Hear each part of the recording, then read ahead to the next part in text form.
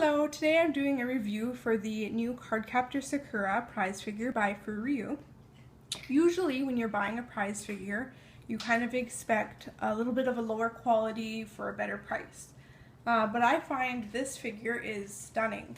It's not absolutely perfect, but I paid roughly $27 including shipping.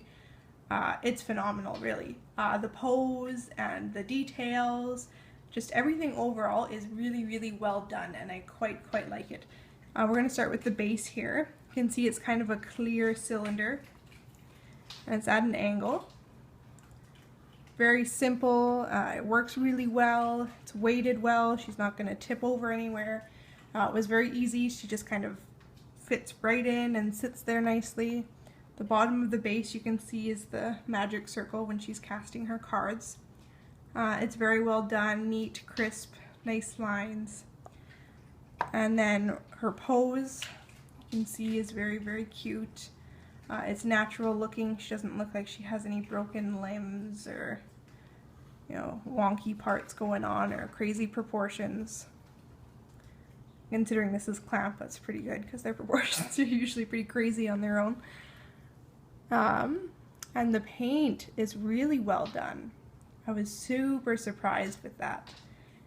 You can see here everything's pretty neat. Some of the stripe here on her dress is a little fuzzy, but it's not too noticeable. The colors are beautiful. They're nice and vibrant.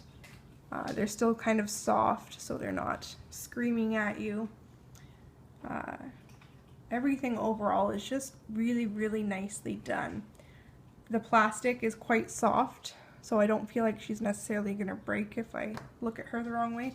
The wings in particular are quite soft. You can just kind of flip them in whichever way you want. But because they're so soft, they kind of fall back into that same position where they look like they're a little droopy. But that's not too big of a deal, and I bet you if you worked with it enough, you could probably get them to sit where you want. It would just maybe take a bit of effort.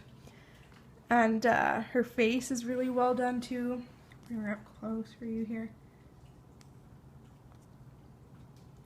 She's got, really neat, crisp lines everywhere. Her hair isn't smudged on her face. The only flaw I could really find in particular is there's a little dot on her lip from when they were doing the color on the inside of her mouth. But you can't really see it. You have to look really closely.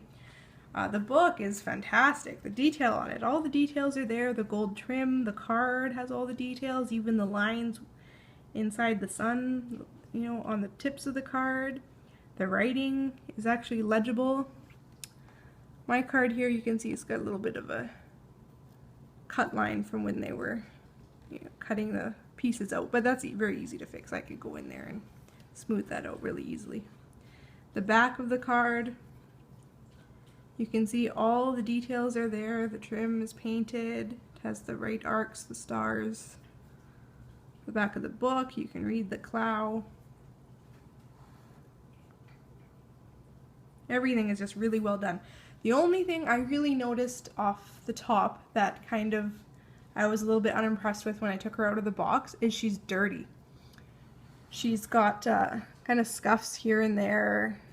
Little smudges on the white where it literally looks like someone with dirty hands was handling her, and it all wipes off for the most part. The few places I've tried, it wipes off really easily, so I'm not sure what. Maybe the factory is a little bit dusty. I'm not sure if you can see that right there. If you look closely here, you can see there's a bit of a brown smudge here, and it all mostly wipes off. I haven't taken a cloth to it very vigorously. I just kind of lightly wiped it with my hands and it seems to come off.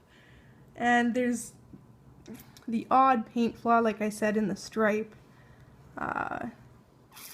There's another one I noticed. There's a little bit of pink missing in the back of her dress.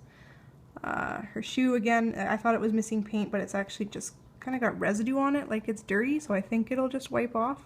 Yeah, it just comes off. So we'll see if maybe there's paint missing underneath that or not. But it's not really noticeable. You can hardly see it, even just leaving it as is.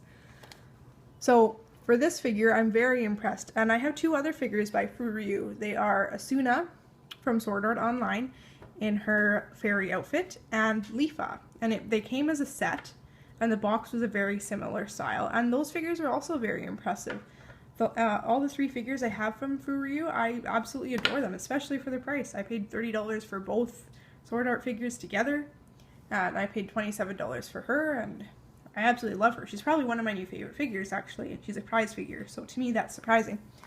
So if you were to get her, I would definitely recommend it. I would spend upwards of, I wouldn't spend more than $40 on her because she is a prize figure, but really, I mean, if I didn't explain that to anyone, if I put her on the shelf with my $80 figures, I'm really doubting they would notice that she sticks out in quality because she's really, really well done.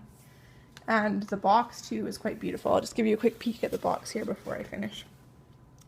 So you can see here it's got some pretty designs. Back here, some beautiful art. And it's got the details here. I'll tip it to the side so you can see it better. If I could read Japanese, I could tell you a little bit more about the box, but I can't. This art here is the same art. The underside. Usually I laugh at this fine quality figure on a prize figure, but you know what? I'm totally okay with it saying that for her because she really is fine quality, at least in my opinion. Top of the box is the same, and she looks really cute sitting in the box. She frames nicely, but I'm going to leave her outside of the box because I find her stand is really beautiful and she sits so nicely on it. So there you have it. I would highly recommend this Cardcaptor Sakura figure, and for me, FuRyu so far has a thumbs all the way up on their figures, especially for their fantastic cost. That's it for today. Bye!